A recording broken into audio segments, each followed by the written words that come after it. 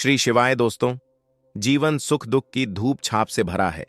कभी यह पलड़ा भारी होता है तो कभी वह चुनौतियों के दबाव से कई मौकों पर लोग टूट जाते हैं।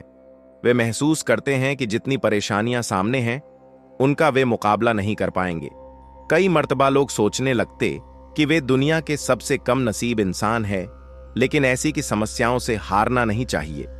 व्रत, वैकल्पिक पूजा पाठ, कुछ प्रयोग आपको मुश्किलों से बाहर निकाल सकते हैं। कई बार छोटी छोटी चीजें जो हमारे नजरों के सामने होती हैं, हम रोजाना इस्तेमाल करते हैं, हमें समस्याओं से निजात दिला सकती है, लेकिन हमें इनके उपायों के बारे में पता नहीं होता। आपको घर में पैसों की आवक के लिए दिन रात कुछ ना कुछ प्रयोग करने पड़ते हैं, जिससे आप अपने पैसों की आवक को बढ़ा सकते हैं। आज हम आपको बताएंगे एक ऐसा अनोखा प्रयोग जो चमत्कारी समझा जाता है, जिसको आज समझे के बाद समझा जाता है। घर में पैसों की आवक कई गुना ज्यादा बढ़ जाती है और इस प्रयोग में हमको कुछ नहीं करना है, सिर्फ 3 मोर पंखों का इस्तेमाल करना है। कैसे करना है वह हम आपको बताएंगे। दोस्तों, सबसे पहले समझ लें, मोर पंख है क्या। यह बहुत ही शक्तिशाली चमत्कारी यंत्र होता है और तांत्रिक पूजा में इसका बहुत बहुत महत्व होता है। और आज से नहीं, प्राचीन युग से आपको पता ही होगा, जितने शास्त्र हैं, ग्रंथ हैं, वास्तु हैं, ज्योतिष शास्त्र हैं, सभी में मोर के पंख को बहुत इंपॉर्टेंट स्थान दिया जाता है। हिंदू मान्यताओं के अनुसार घर में मोर पंख का प्रयोग करने से अमंगल टल जाता है।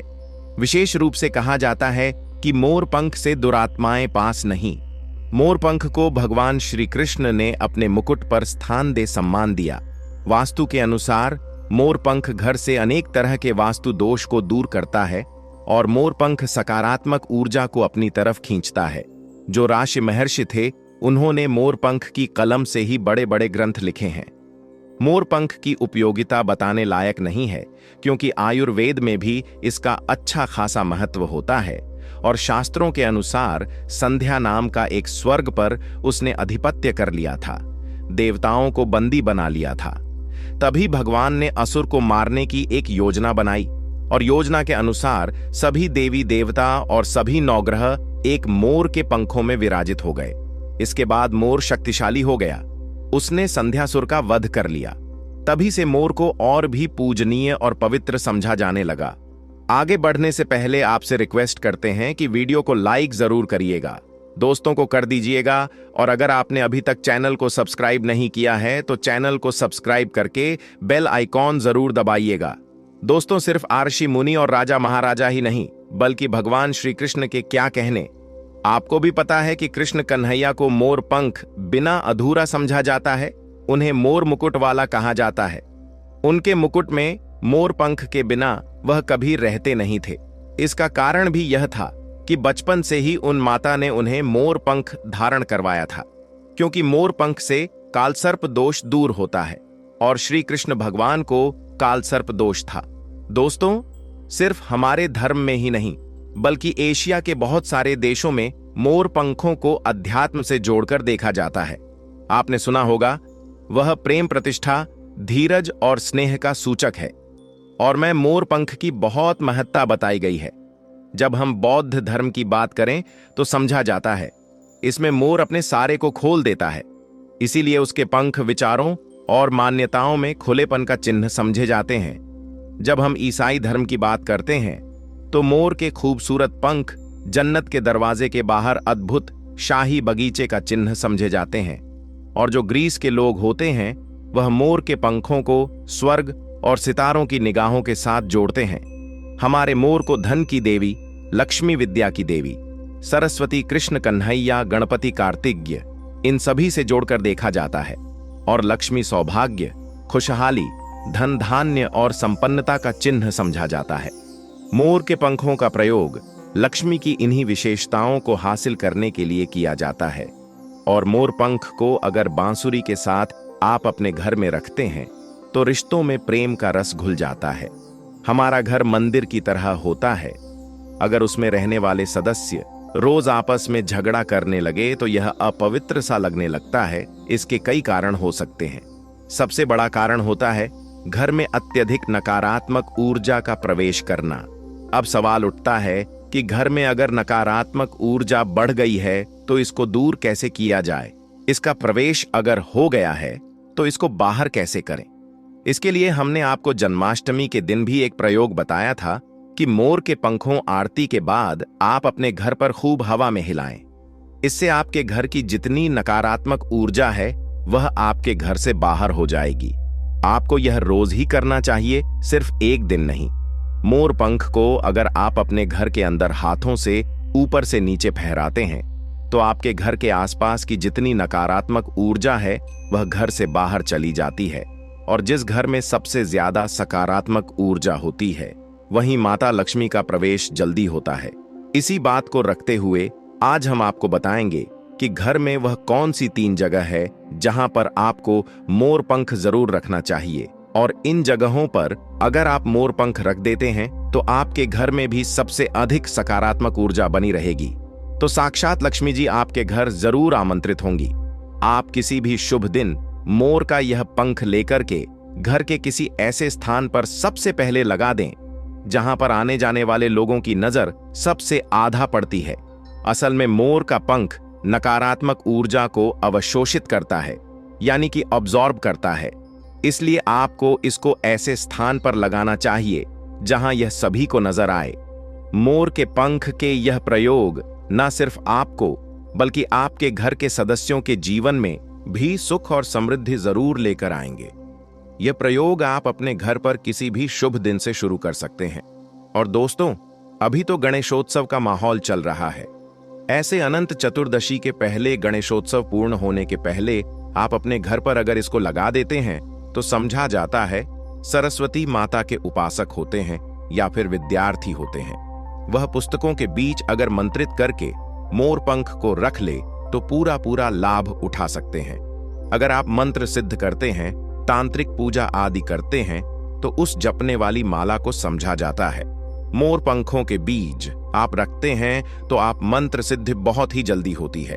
घर के सभी अलग अलग कमरों में मोर पंख लगाने से घर का वास्तु बदला जा सकता है। एक मोर का पंख हमारे जीवन की दिशा बदल सकता है। यदि आप भी हर समय अपने पास मोर पंख रखते हैं तो हर कार्य में आप देखेंगे कैसे किस्मत आपका साथ देने लगती है। अगर केतु आदि के दोष भी हैं तो वह ग्रह दोष भी समाप्त होते हैं। स्पेशली अगर आपके घर में कोई ऐसा बच्चा है जो जिद्दी हो गया है तो मोर के पंखों से उसको हवा देने से धीरे धीरे उसकी जिद कम होने लगती है। अगर वह ऐसे नॉर्मली आपको हवा नहीं देने दे तो आप उसके जो छत का पंखा होता है उसमें मोर पंखों को लगा दें, और पंखा जब चलेगा तो उसके चलने पर मोर के पंखों की हवा भी बच्चे को लगेगी। इससे धीरे धीरे उसकी हट और जिद कम हो जाएगी। दोस्तों, मोरके को चांदी की ताबीज में डालकर नवजात बच्चे के सिरहाने रखते तो बच्चे की नजर, दोष और किसी भी तरह के अलावला से रक्षा होती है। यहां तक कि बड़े लोग भी अगर मोर पंख को बिस्तर के नीचे अपने सिरहाने रखकर सोते हैं तो समझा जाता है कि किसी भी तरह के बुरे स्वप्न या अलग तरह के स्वप्न, इनके दोष आदि नहीं होते हैं। अगर आपके बच्चे का पढ़ाई में मन नहीं लगता है, कमजोर है, तो उनके कमरे में मोर पंख लगाएं, स्पेशली उनके स्टडी टेबल में लगाएं। और जिस सब्जेक्ट में बच्चा वीक, उसके उस बुक में आप मोर के पंखों को रख दें। आप देखेंगे थोड़े ही दिनों में बच्चे का कैसे कंसंट्रेशन पावर बढ़ता है, मेमोरी पावर बढ़ती है और बच्चा पढ़ाई में तेज होने लगता है। सरस्वती माता के उपासक और विद्यार्थियों को पुस्तक में मोर का पंख जरूर रखना चाहिए। दोस्तों, यह तो हुई बच्चों की बात, लेकिन जब बड़ों की बात होती है, कई बार हम बहुत सारे काम हाथ में ले लेते हैं। काम होते होते लास्ट में रुक जाता है या लंबे समय अटका हुआ आ जाता है। काम बढ़ता ही है। तो ऐसे में यदि आप अपने घर के बेडरूम के पूर्वी दक्षिण यानी south east corner of house है, उसमें मोर का पंख लगाते हैं तो आपके अटके हुए कार्य पूरा होने के योग्य बनने लगते हैं। घर में अगर पैसों की बरकत नहीं होती है, धन आता है, रुकता नहीं है, तो इसी कोण में यानी दक्षिण पूर्व कोण में आप इसको लगा देते हैं तो घर में बरकत बढ़ती है और अचानक कष्ट जो आते हैं या एक्सीडेंट जैसे अचानक जो प्रॉब्लम्स आती है, उन सब से आपको मिलती है। आप चाहे तो आपका जो घर है या फिर दुकान की जो दक्षिण पूर्व दिशा है, वहां पर मोर का पंख स्थापित करते हैं। और व्यापारिक स्थल में अगर आप इसको स्पेशली स्थापित करते हैं तो आपके घर में कभी भी पैसों की कमी नहीं होती। आप चाहे तो अपनी जेब में या डायरी में मोर का पंख रखें। इससे भी आपको राहु दोष प्रभावित नहीं करता। और मन चाहे पैसा का समझे के बाद भी अगर पैसा नहीं टिकता है तो आपके घर के साउथ ईस्ट कॉर्नर में मोर पंख जरूर लगाना चाहिए। एक और फायदा है मोर का पंख घर में लगाने से, वह यह होता है कि घर में अगर आपके आसपास सांपों का डेरा है तो समझा जाता है घर में सांप प्रवेश नहीं करता। या किसी घर में किसी मेंबर को कालसर्प दोष है, राहु केतु दोष है, तो भी मोर पंख लगाने से उस घर में ग्रहों का असर नष्ट हो जाता है। क्यों समझा जाता है? क्योंकि मोर और सर्प में शत्रुता होती है, अर्थात सर्प शनि तथा राहु के सहयोग से बनता है। और यदि मोर का पंख घर के पूर्वी और पश्चिम दीवार में या आपके जेब और डायरी में रखा जाए तो राहु का दोष कभी उसको परेशान नहीं करता है। घर में सर्प हो, मच्छर हो, बिच्छू हो, इस तरह के विषैले जंतुओं का भय नहीं रहता। अब 3 कोने कौन कौन से हैं जिसमें आपको मोर का पंख रखना चाहिए ताकि आपकी आमदनी गुनाह बढ़ सके? पहला मोर पंखा आपको घर की अलमारी में या तिजोरी में रखना है। आप घर में जिस स्थान पर सबसे ज्यादा पैसा रखते हैं वहीं पर मोर पंख आपको रखना चाहिए। इससे आपकी तिजोरी में धन बढ़ने लगेगा, साथ ही साथ इससे पहले से रखा हुआ धन धीरे धीरे खर्च होगा। आप खुद देखेंगे आपकी सेविंग बढ़ने लगेगी, बरकत बढ़ने लगेगी और धन की इनकम दिनों दिन बढ़ती चली जाएगी। दूसरा, मोर पंख आप अपने घर के रखें या घर के ईशान कोण यानी north east corner of the house में रखें, या फिर जहां पर आप घर में भगवान को रखते हैं वहीं इस मोर पंख को रख दें। चाहे तो आपका बंडल बनाकर रख सकते हैं या फिर आप चाहे तो श्री कृष्ण भगवान के मुकुट पर इसको धारण करा सकते हैं। और रोज आप जब भगवान की पूजा करते हैं उस समय इस मोर पंख की भी आपको पूजा करनी चाहिए। इससे आप देखेंगे पैसों के मामले में किस्मत जाएगी और धन आगमन के नए द्वार आपके लिए खुलते चले जाएंगे। तीसरा, मोर पंख आपको कहां रखना है? आपको अपने बेडरूम में बिस्तर के नीचे रखना है। ऐसा करने से आप जब बेड पर सोएंगे आपके अंदर काफी सारी पॉजिटिव एनर्जी आती है और आपको अच्छे से सोचने में और काम पर फोकस करने में मदद मिलती है। आपके जीवन में सफलता तो आती ही है, साथ ही साथ पैसों की आवक भी बढ़ जाती है। आप इसे ऐसे लगाएंगे, अपने बेड का जो गद्दा होता है, चादर लगाते हैं, उसके नीचे आपको मोर पंख बिछा देना चाहिए। उसके ऊपर चादर लगाएं और फिर उस पर आपको सोना चाहिए।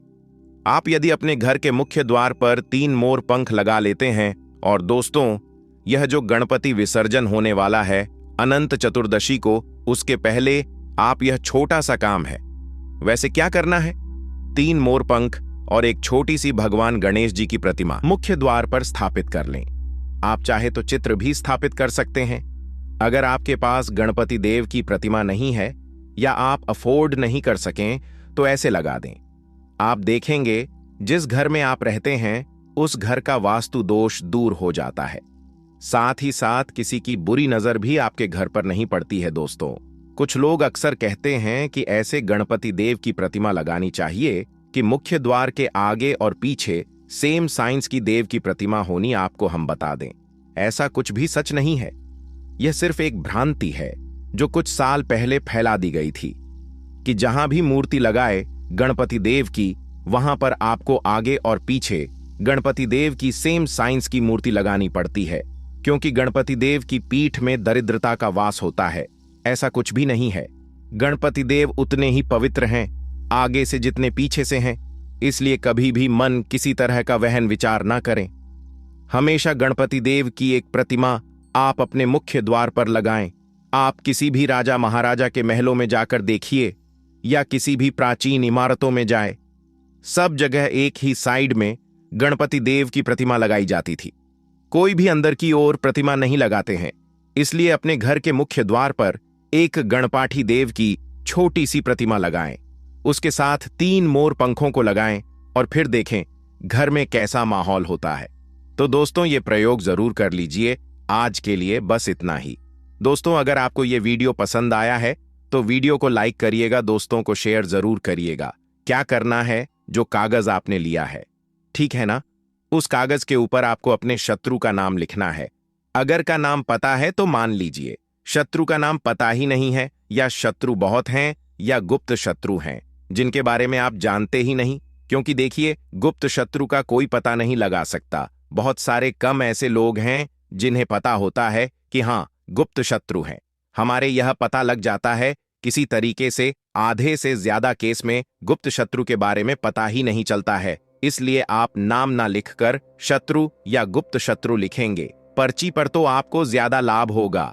इससे क्या होगा, आपके जितने भी शत्रु हैं, ना 2 हैं, 3 हैं, 4 हैं, 1000 हैं, कितने भी हैं, सभी परास्त हो जाएंगे और सभी आपके जीवन से दूर हो जाएंगे। मतलब उनकी पूरी ताकत खत्म हो जाएगी, कुछ आपका नहीं बिगाड़ पाएंगे। तो कोशिश वह कितनी भी कर लें कि आपका नुकसान करना है, धन हानि करनी है, व्यापार खराब करना है, लेकिन सिर्फ सोचेंगे, कर कुछ नहीं पाएंगे। तो देखिए, पर्ची पर आपको नाम लिख लेना है, या फिर नाम ना लिखकर आप शत्रु लिखें तो ज्यादा उत्तम है। शत्रु लिख लिया, अब उस पर्ची को आपको फोल्ड कर लेना है, ठीक है ना, मोड़कर उसे बंद कर लेना है पर्ची को।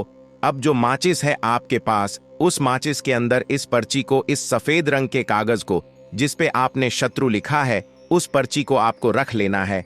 रख लिया, अब इस माचिस को आपको बंद करके अपने पास रख लेना है। माचिस खोलकर ही उसके अंदर आपको पर्ची रखनी है। और फिर माचिस को 24 घंटे तक, कितने घंटे, 24 घंटे, यानी 24 आवर, 24 घंटे आपको उस माचिस को अपने पास रखना है। देखिए, जब 24 घंटे हो जाएंगे, उसके बाद आपको क्या करना है। 24 घंटे में आप सोचें कि रात में आप सो रहे हैं तो क्या माचिस को बाहर निकाल कर रखना है?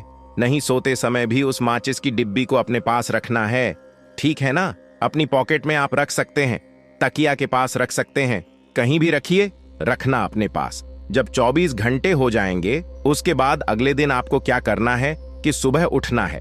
जो भी आप काम करते हैं वह काम कर लीजिए। उसके बाद जब भी आपको समय मिले, उस समय आपको क्या करना है, कहीं एकांत स्थान पर जाना है, ठीक है ना। आप किसी ऐसे स्थान पर भी जा सकते हैं जहां पानी भरा होता है, इकट्ठा हो जाता है, ऐसे स्थान पर भी जा सकते हैं, या ऐसे स्थान पर चले जाइए जो बिल्कुल एकांत, जहां कोई आता जाता ना हो। एकांत व्यक्ति आए तो कोई बात नहीं, ज्यादा लोग ना आते जाते हो, ऐसे स्थान पर आपको जाना है। और वहां जाकर फिर से आपको अपने शत्रुओं के बारे में सोचना है। ऐसा सोचना है कि मेरे जितने भी शत्रु हैं, अब वह परास्त हो रहे हैं, मेरे जीवन से दूर हो रहे हैं, और चाहकर भी अब वह मेरा कुछ नहीं बिगाड़ सकते। ऐसा सोचना है और मन ही मन आपको प्रार्थना करनी है राहु से कि मेरे जो शत्रु हैं, मेरे जो दुश्मन हैं, उन्हें मेरे जीवन से आप दूर कर दीजिए, ठीक है ना। यह माचिस का उपाय राहु से जुड़ा हुआ है। अब आपको क्या करना है, उस पूरी माचिस की डिब्बी को वहां एकांत में फेंक कर आ जाना है। तो माचिस की डिब्बी को जब फेंकेंगे, पर्ची के साथ ही आपको फेंकना है। ऐसा नहीं है कि आप सोचे माचिस के अंदर से पर्ची निकालकर आपको उस डिब्बी को फेंकना है।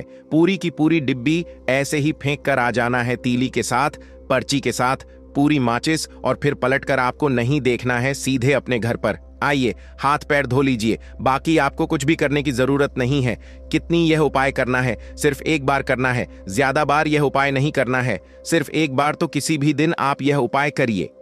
शत्रु 1 हो, 2 हो, लाख हो, 1000 हो, करोड़ ही क्यों ना हो, आपके जीवन से दूर हो जाएंगे और कभी आपको परेशान नहीं कर पाएंगे। तो बहुत उत्तम, बहुत अचूक उपाय है, करिए और रातों रात इसका चमत्कार देखिए। देखिए, यह उपाय स्त्री पुरुष कोई भी कर सकता है। किस समय करना है, सुबह में, दोपहर, कभी भी इस उपाय को आप कर सकते हैं, किसी भी दिन कर सकते, ठीक है ना। बाकी कुछ भी आपको पूछना हो, आप कमेंट सेक्शन में पूछ सकते हैं। बाकी बालाजी महाराज का जयकारा जरूर लगाइए, उनका आशीर्वाद आपको मिलता रहेगा। उनका आशीर्वाद जिन्हें मिलता है, उनका हमेशा कल्याण ही होता है और कभी उन्हें शत्रु परेशान नहीं कर पाते हैं। अगर आप यहां तक वीडियो देख चुके हैं तो आपको बता दूं, आगे बताए जाने वाले उपाय इतने लाभकारी हैं, जिस किसी ने भी किए उसको 100% लाभ हासिल हुआ है। तो चलिए, साधारण जीवन में इस्तेमाल होने वाली वस्तुओं के कुछ धन प्राप्ति उपाय भी बताते हैं। तरह घर में और भी कुछ चीजें हैं जो आपके वास्तु दोष का कारण बनती है और आपकी परेशानी की वजह बनती है। तो आइए पहले जान लें, क्या आपको अपने घर में वास्तु दोष के बारे में कैसे पता लगता है और किस तरह से आप बड़ी ही आसानी से इसे कर सकते हैं। दोस्तों, वास्तु शास्त्र के अनुसार किसी भी घर में वास्तु दोष होने से सुख, शांति और पारिवारिक उन्नति में बाधा पैदा होती है। वास्तु दोष के कारण पनपने वाली नकारात्मक ऊर्जा से व्यक्ति के भाग्य पर बुरा असर पड़ता है। साथ ही घर के लोगों को कई तरह की परेशानियों का सामना करना पड़ता है। दोस्तों, शास्त्रों के अनुसार अगर हम यह छोटे मोटे उपाय कर लें तो अपने घर नेगेटिव एनर्जी से छुटकारा पा सकते हैं। तो आइए जानते हैं, लेकिन उससे पहले दोस्त आपसे रिक्वेस्ट है कि वीडियो को लाइक करें, अपने दोस्तों के साथ शेयर करें और अगर आपने अभी तक चैनल को सब्सक्राइब नहीं किया तो सब्सक्राइब करके बेल आइकॉन जरूर प्रेस कर लें। दोस्तों, नंबर 1, जीवन में तरक्की पाने के लिए रोज पहली रोटी गाय को दें, पीपल को जल चढ़ाएं और चींटियों को मिला आटा दें। तांबे के लोटे में जल लाल चंदन मिलाकर रात को अपने सर के पास रखकर सो जाए। सुबह उस जल को तुलसी को चढ़ा दें। ऐसा करने से आपकी परेशानियां धीरे धीरे दूर हो जाएंगी। नंबर 2, वास्तु के मुताबिक अगर आपके घर में तिजोरी है और आप उसके सामने शीशा लगा दें तो इससे धन में बरकत होती है। व्यापारी लोग अपने कैश बॉक्स के सामने शीशा लगाएं, इससे आपके ग्राहक बढ़ेंगे। दोस्तों, 3 झाड़ू पोछा कभी भी खुले में नहीं रखना चाहिए, इन्हें हमेशा छिपाकर रखना चाहिए और झाड़ू कभी भी रसोई 10 में नहीं रखनी चाहिए। नंबर 4, शौचालय का दरवाजा हमेशा बंद होना चाहिए। माना जाता है कि घर की नकारात्मक ऊर्जा शौचालय में ही बात करती है। ऐसे में अगर शौचालय का दरवाजा खुला रहता है तो नकारात्मक ऊर्जा आपके घर में प्रवेश करती है। नंबर घर में सुख शांति के लिए कपूर को घी में डुबाकर सुबह शाम जलाना चाहिए। इससे घर में वास्तु दोष भी कम होता है और रह रहे सदस्यों के जीवन की परेशानियां दूर होती हैं। दोस्तों, नंबर 6, दुर्घटना से बचने के लिए शाम को हनुमान चालीसा के बाद कपूर जरूर जलाना चाहिए। नंबर 7, घर में जिस जगह वास्तु दोष हो वहां कपूर की 2 टिकियां रखें। खत्म हो जाने के बाद वहां दोबारा इसे रखें। नंबर 8, अस्त के बाद कभी भी किसी को दूध, दही या प्याज नहीं देना चाहिए, यह भाग्य में बाधक भी बन सकता है। नंबर 9, घर के मुख्य द्वार पर कूड़ादान कभी भी ना रखें। नंबर 10, घर में टूटा हुआ शीशा कभी भी नहीं होना चाहिए। नंबर 11, अच्छे भाग्य के लिए सुबह नहाते समय पानी में थोड़ा सा कपूर का तेल मिलाएं। शनिवार को चमेली का तेल भी मिला सकते हैं। नंबर 12, लक्ष्मी की कृपा पाने के लिए रोज रात को रसोई अच्छी तरह से साफ करके चांदी की कटोरी में कपूर और लौंग जलाएं। यह प्रक्रिया रोज की जाए तो घर में बरकत बनी रहती है और मां लक्ष्मी जल्द ही ऐसे घर से आकर्षित होती है। ऐसे घरों से नकारात्मकता हमेशा दूर रहती है। दोस्तों, नंबर 13, घर के सोने वाले कमरे में पौधे नहीं लगाने चाहिए, इससे आपके ऊपर नकारात्मक असर हावी हो सकता है।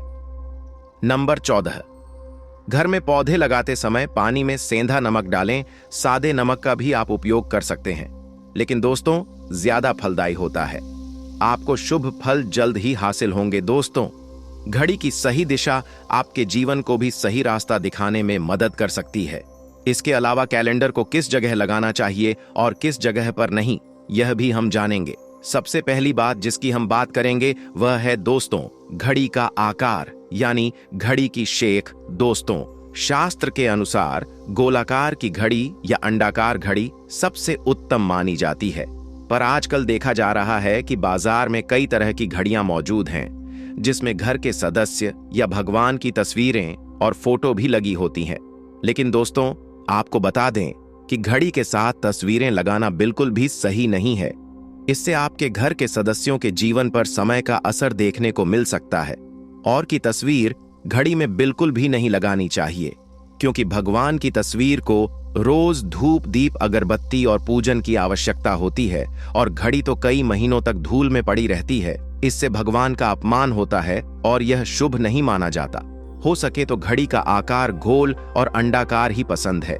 घड़ी का गोल या अंडाकार बोना हमारी पृथ्वी के आकार को दर्शाता है, जो को और घड़ी में नुकीले कौन होते हैं और वास्तु के अनुसार नुकीली चीजें नकारात्मक ऊर्जा का संचार करती हैं। दोस्तों, अगली बार जिसका आपको ख्याल रखना है वह यह है कि घड़ी को स्वच्छ रखें, साफ सफाई का ध्यान रखें, धुलना जमा होने दें और कहीं से भी घड़ी टूटी फूटी नहीं होनी चाहिए। दोस्तों, जैसा कि हम सभी चाहते हैं कि हमारे जीवन में सब अच्छा और बेहतर होता रहे, तो उसके लिए हम खुद को संवार्य रखते हैं, नए कपड़े और नए आभूषण पहनते हैं।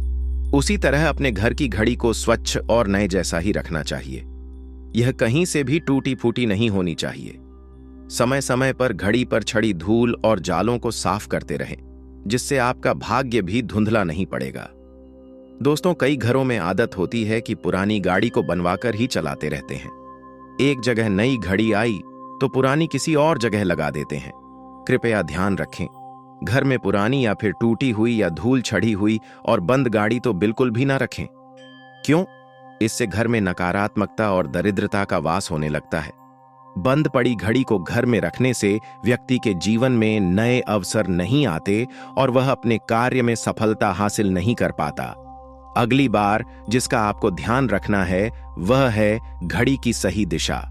घड़ी को कभी भी दक्षिण दिशा में नहीं लगाना चाहिए।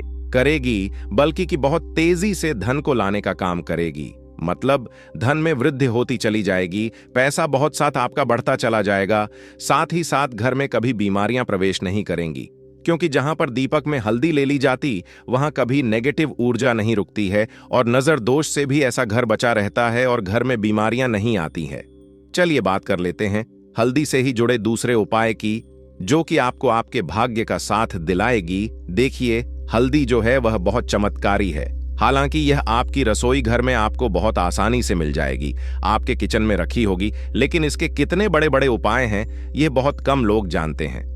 अब देखिए, हल्दी का जो दूसरा उपाय आपको बताएंगे ना, इस उपाय को करने से जिन लोगों के भाग्य में भाग्य का साथ नहीं लिखा है, मतलब भाग्य में दुख लिखे हैं, कष्ट लिखे हैं, ठोकरे खाना लिखा है, उनके जीवन की ठोकरें भी दूर हो जाएंगी, क्योंकि यह हल्दी का उपाय ही इतना चमत्कारी है जो कर लेता है। ऐसा समझ कि हर चीज उसे जीवन में आसानी से मिलती है, सुख भी मिलता है, धन भी मिलता है।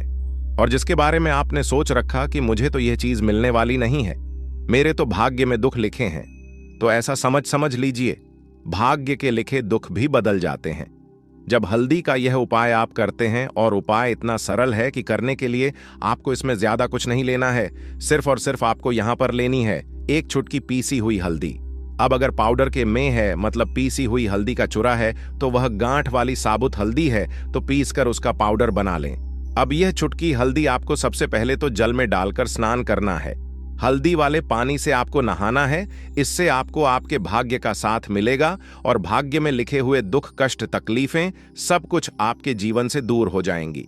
तो देखिए, पहले तो इतना उपाय करना है। अब जो हल्दी का चूरा आपने लिया है, हल्दी का पाउडर लिया है, जो थोड़ा सा आप करेंगे, कैसे आपके घर में स्थिर लाक्षमाई का वास होता है।